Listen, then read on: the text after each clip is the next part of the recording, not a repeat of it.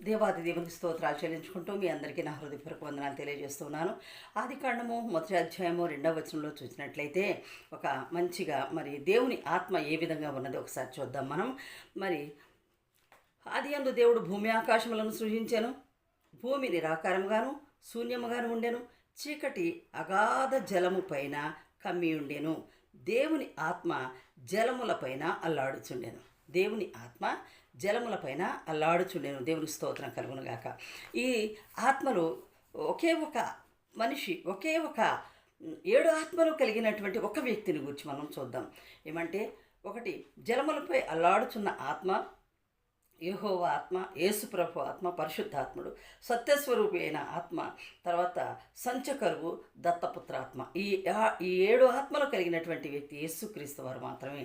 ఈ 7 ఆత్మలు కలిగినటువంటి వారు యేసుక్రీస్తు వారు. దేవుని స్తోత్రం కలుగును.